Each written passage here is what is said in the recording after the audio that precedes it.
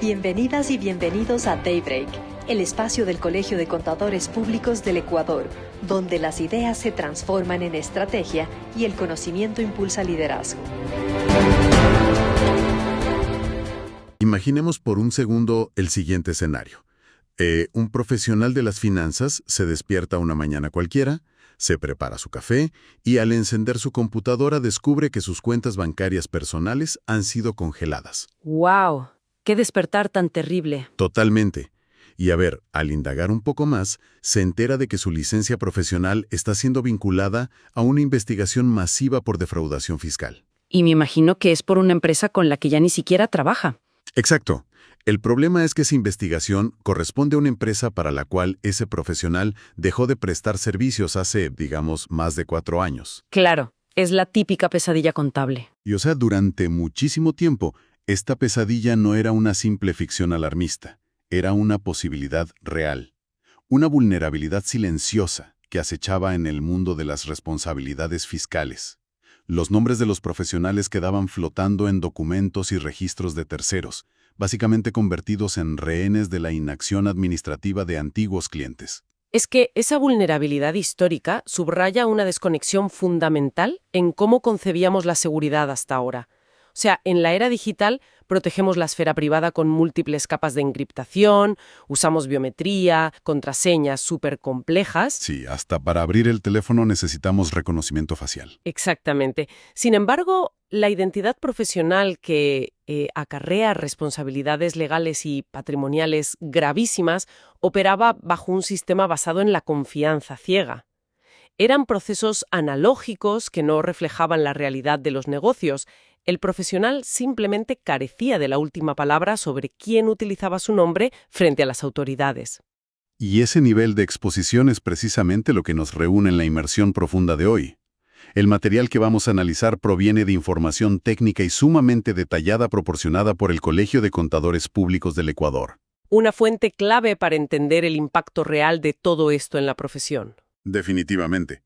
Y el análisis se centra en un anuncio oficial que la verdad es un verdadero hito normativo y tecnológico del Servicio de Rentas Internas, el SRI. Un anuncio fechado el 1 de abril de 2026.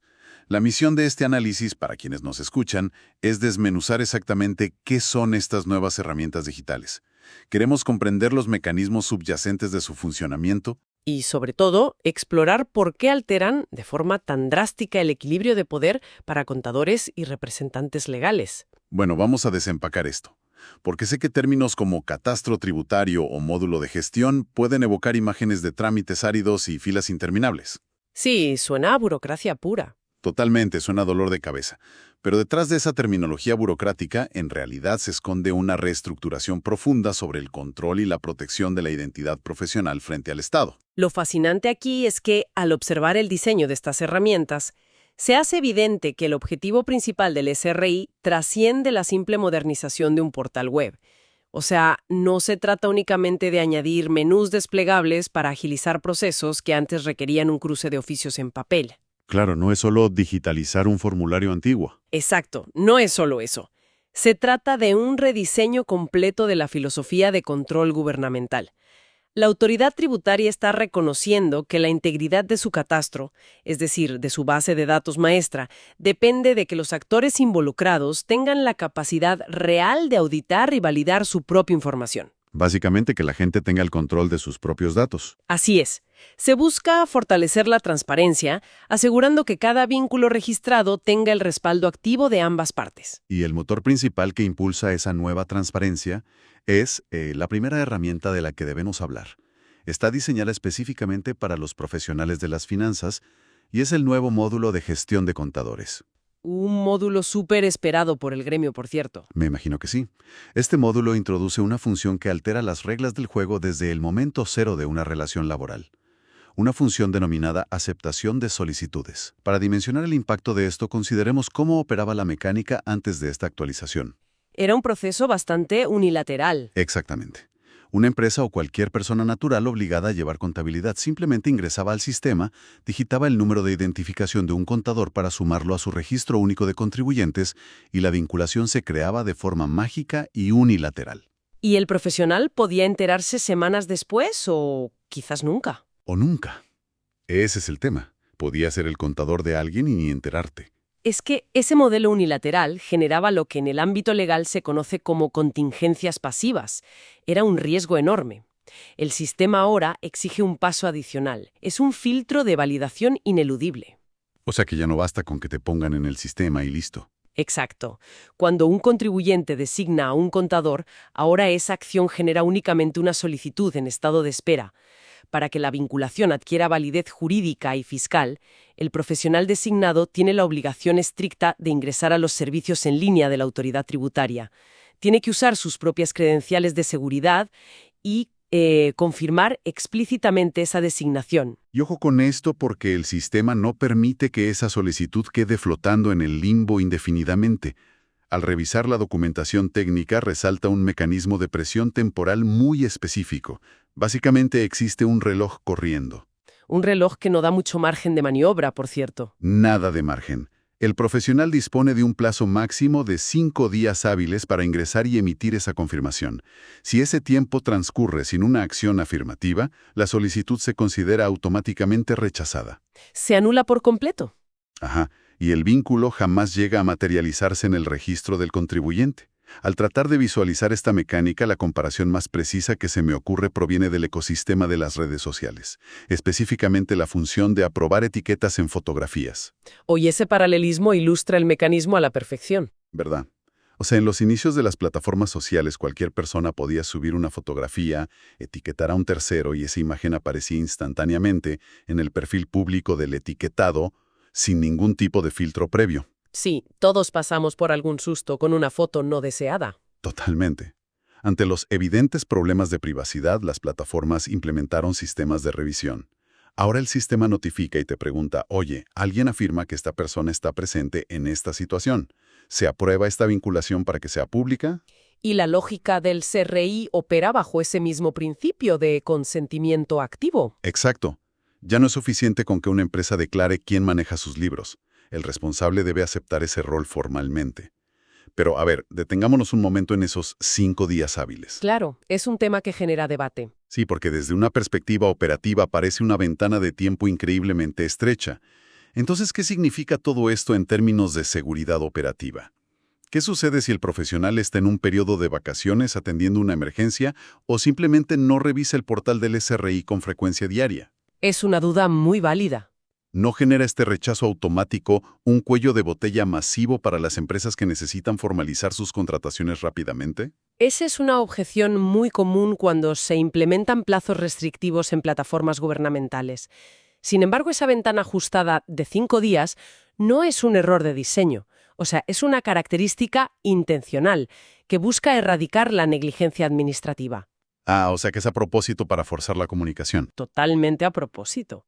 El objetivo es forzar a que la designación fiscal sea la culminación de un diálogo real entre la empresa y el profesional, y no un simple volcado de datos rutinario realizado por, digamos, un asistente de recursos humanos. Claro, no es solo un trámite más en la lista de cosas por hacer. Si una empresa sabe que la solicitud caducará en 5 días, se ve obligada a comunicarse proactivamente con el contador, advertirle sobre el trámite y coordinar la aceptación.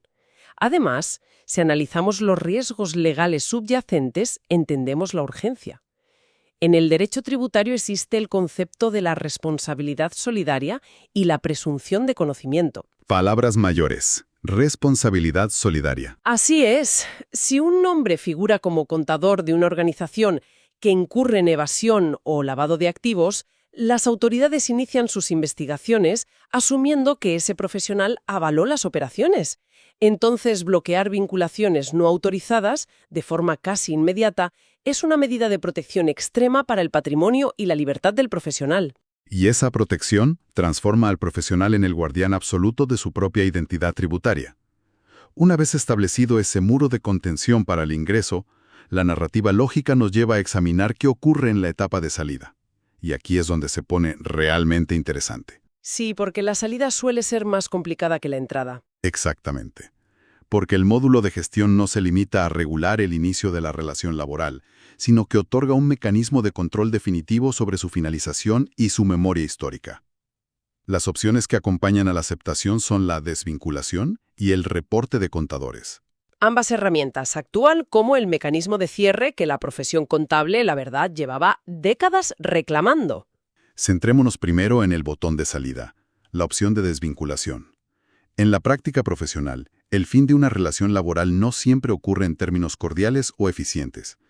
Existen clientes problemáticos, empresas que entran en liquidación o simplemente departamentos administrativos con una burocracia paralizante. O que simplemente se olvidan de hacer el trámite. Sí, eso pasa muchísimo. Históricamente, el profesional debía rogarle al ex cliente que por favor ingresara al sistema y actualizara el registro para eliminar su nombre. Si el cliente se negaba o olvidaba hacerlo, el contador quedaba atado legalmente a las acciones futuras de esa empresa. Y eso generaba una ansiedad terrible. Me imagino. Ahora la dinámica se invierte. El profesional ingresa al sistema, selecciona la empresa con la que finalizó el contrato y ejecuta la desvinculación por cuenta propia. Es literalmente un acto de emancipación digital. Cierra la puerta y el sistema registra esa salida de forma irrevocable. Si conectamos esto con el panorama general de las auditorías y los litigios fiscales, el impacto de esa desvinculación unilateral es monumental. O sea, en el pasado, durante un proceso de auditoría, la carga de la prueba recaía de manera abrumadora sobre el profesional. Claro, el contador tenía que demostrar que ya no estaba ahí. Exacto. Si el Estado detectaba irregularidades, digamos en el año 2025, de una empresa, y el contador argumentaba haber renunciado en 2023, las autoridades le exigían probar esa separación. Eso implicaba buscar actas de entrega-recepción, correos electrónicos antiguos o notariar documentos para demostrar que ya no tenía relación con la entidad. Un trabajo detectivesco casi. Y muy costoso. Muy costoso y estresante. Ahora, la carga probatoria está integrada en el código del sistema. El acto de desvinculación genera una marca de tiempo encriptada en los servidores del Estado. Lo cual nos lleva directamente a la tercera función del módulo, que es el reporte de contadores. Esta herramienta no es otra cosa que la materialización de esa marca de tiempo. Genera un documento consolidado que detalla cada una de las empresas con las que existe una relación activa en el presente. Y crucialmente, todas aquellas con las que hubo una vinculación en el pasado. Ajá. Especificando las fechas exactas de inicio y fin. Es como poseer un rastro forense digital, un currículum fiscal inmutable que el sistema construye automáticamente. Se elimina por completo la necesidad de mantener archivos físicos de contratos de hace 10 años solo por el temor a una notificación sorpresa. Es que ese rastro forense digital democratiza la seguridad jurídica. Históricamente, mantener un registro impecable y auditable de todas las vinculaciones profesionales requería una infraestructura administrativa que solo las grandes firmas contables poseían. Claro, el contador independiente la tenía mucho más difícil. Exacto. Un contador independiente vivía con la constante incertidumbre de haber olvidado exigir la baja en el registro de un cliente menor. Al centralizar y automatizar este historial, la Administración tributaria dota a cada profesional, sin importar el tamaño de su práctica, de una herramienta de auditoría personal de nivel corporativo. Es empoderamiento puro. Totalmente.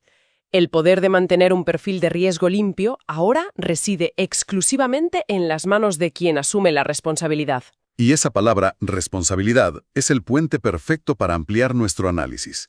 Porque solucionar las vulnerabilidades en el lado contable, la verdad es que solo repara la mitad de la infraestructura corporativa. Claro, el contador no es el único que firma papeles importantes. Para nada.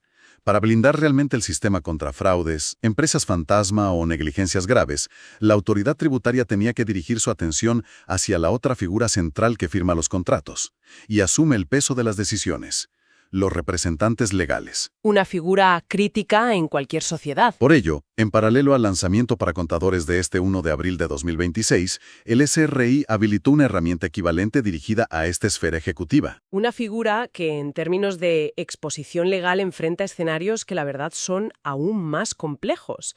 El representante legal es la encarnación jurídica de la empresa. Las deudas fiscales de la sociedad pueden, bajo ciertas circunstancias de dolo o culpa grave, trasladarse directamente a su patrimonio personal. O sea que responden con sus propios bienes. Así de graves. ¡Qué locura! La herramienta diseñada para ellos se denomina de manera muy directa Consulta para Representantes Legales.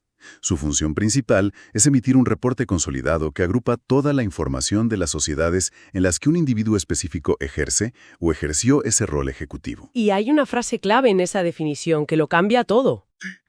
Al revisar la documentación oficial que describe el alcance de esta consulta, destacan dos palabras que definen por completo su utilidad.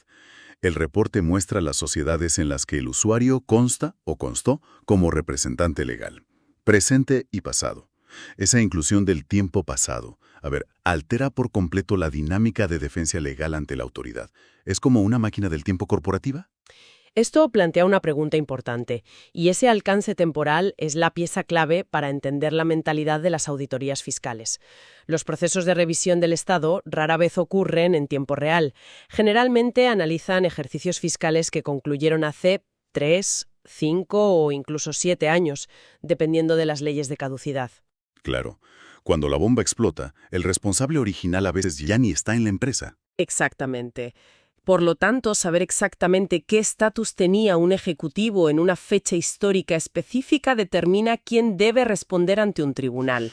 Ahora, el mecanismo de acceso a toda esta información consolidada, afortunadamente, no es un laberinto oculto reservado para expertos en informática. Menos mal, porque la burocracia digital puede ser terrible. Sí, muchas veces lo es, pero en este caso, la ruta técnica establecida en la fuente demuestra una integración directa en la plataforma principal de la institución. O sea, sin necesidad de recitar el manual de usuario, la lógica es súper sencilla. Ingresas a www.sri.gov.es. El portal que todo profesional ya conoce de memoria. Así es, inicia sesión en SRI en línea con tu usuario y clave habituales, buscas la sección RUC y seleccionas la opción Gestión de contador y representante legal. Cualquier profesional que haga esto encontrará estas herramientas agrupadas bajo las opciones de administración de su propio registro tributario. Es un acceso directo y sin intermediarios. Y al momento de acceder, los servidores cruzan instantáneamente el número de identificación del usuario contra millones de registros societarios a nivel nacional, devolviendo un panorama completo de sus obligaciones activas e inactivas. Y esto plantea una pregunta importante respecto a la cultura corporativa y la asunción de roles gerenciales. O sea, con un nivel de acceso tan directo y una consolidación de datos tan transparente, ¿qué nivel de conciencia deben adquirir quienes aceptan cargos directivos? Claro, porque ya no hay excusa de «es que yo no sabía». Exacto. Es una práctica prisquenente común que ciertas personas presten su nombre para constituir la empresa de un familiar o un amigo, asumiendo la representación legal como un simple favor de firmas y olvidándose del asunto al día siguiente. El famoso «yo te firmo y tú te encargas». Tal cual. Y años después, esa empresa genera obligaciones millonarias y el representante nominal, que solo hizo un favor, enfrenta consecuencias devastadoras. Al proporcionar esta herramienta, el Estado elimina la excusa de la ignorancia administrativa. Un ejecutivo ya no puede argumentar ante un juez que olvidó su vinculación con una sociedad inactiva desde hace un lustro porque el sistema le ofrece la posibilidad de verificar y auditar su historial con un simple inicio de sesión. Exactamente. Elimina las zonas grises del derecho societario y tributario. O sea, en la época predigital, reconstruir el historial completo de las representaciones legales de una sola persona requería una verdadera investigación arqueológica. Había que viajar, ir a archivos físicos, una locura. Sí, visitar registros mercantiles en distintas ciudades, solicitar copias certificadas a notarías, rastrear publicaciones en diarios de circulación nacional. Hoy, ese rastreo profundo se ejecuta en segundos. Y no es casualidad que tanto el módulo de contadores como la consulta para representantes legales habiten en el mismo ecosistema digital y compartan la misma fecha de lanzamiento. La autoridad está agrupando a los pilares fundamentales de la responsabilidad fiscal bajo un estándar unificado de rigor y transparencia. Es una renegociación del contrato digital entre el ciudadano, el profesional y el Estado. O sea, la herramienta tecnológica abandona su rol tradicional de simple facilitador de trámites para convertirse en un mecanismo activo de cumplimiento normativo y protección jurídica. Ya no es solo para pagar impuestos más rápido. Para nada. Se establece un principio donde la visibilidad total de los datos es la mejor defensa contra la informalidad y el fraude. Esa idea de renegociar el contrato digital es fundamental y nos proporciona el marco ideal para ir estructurando nuestras conclusiones. Al observar la totalidad de estas reformas implementadas por el Servicio de Rentas Internas, se hace evidente una transformación paradigmática en la naturaleza misma del catastro tributario. Un cambio de visión absoluto, sin actualizarse. Exacto. Y aunque la presencia física imponente de la administración tributaria sigue operando desde infraestructuras como la gran plataforma gubernamental financiera allá en Quito, la esencia operativa de ese control ha migrado definitivamente. El edificio sigue ahí, pero el control real está en la nube. Así es. El catastro de hoy es un organismo vivo, un ecosistema interconectado que reacciona en tiempo real a las decisiones de sus integrantes. Y ese ecosistema vivo demanda una disciplina completamente nueva por parte de los profesionales que habitan en él. Ya no es suficiente con obtener una licencia o inscribirse en un registro inicial. El profesional moderno está obligado a realizar un mantenimiento activo de su presencia digital. Debe validar, gestionar, rechazar y auditar constantemente los vínculos que lo unen al mundo corporativo. Y el ecosistema digital no perdona la pasividad, ¿eh? La protección legal en este nuevo entorno exige que el profesional incorpore la revisión de su historial tributario a su rutina administrativa con la misma rigurosidad con la que, digamos, concilia sus cuentas bancarias o renueva sus pólizas de seguro. La infraestructura está dispuesta para protegerlos, pero requiere que ellos giren la llave. Una disciplina de autoprotección activa, sin duda. Antes de dar por finalizada esta sesión de análisis, es imprescindible hacer un reconocimiento explícito a la fuente que hizo posible este nivel de inversión. Fundamental reconocer a quienes aportan la data dura. Totalmente.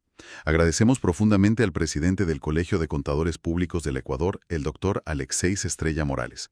La facilitación de este material técnico desglosando la noticia oficial del SRI del 1 de abril de 2026 ha sido la verdad invaluable. Comprender las mecánicas internas de estas herramientas es el primer paso para garantizar que la comunidad profesional no solo se adapte a los cambios, sino que utilice la tecnología a su favor para resguardar su integridad legal. Estoy convencida de que la difusión de conocimiento técnico riguroso es el pilar sobre el cual se construyen las transiciones exitosas hacia nuevas políticas públicas. La proactividad de las instituciones gremiales, en este sentido, es fundamental para no dejar a los profesionales a la deriva. Totalmente de acuerdo. Y para finalizar, dejamos una reflexión sobre la mesa para quienes nos escuchan. La próxima vez que un profesional inicie sesión en un portal gubernamental y observe una notificación de solicitud pendiente o un historial consolidado de sus representaciones, se debe preguntar lo siguiente. ¿Se trata simplemente de cumplir con un trámite burocrático que caduca en 5 días? ¿O ese es el momento exacto en el que se toma el control definitivo del propio legado profesional y patrimonial? Es una excelente pregunta para reflexionar. Las herramientas para blindar esa identidad ya existen. El desafío ahora es usarlas con la seriedad que la época exige.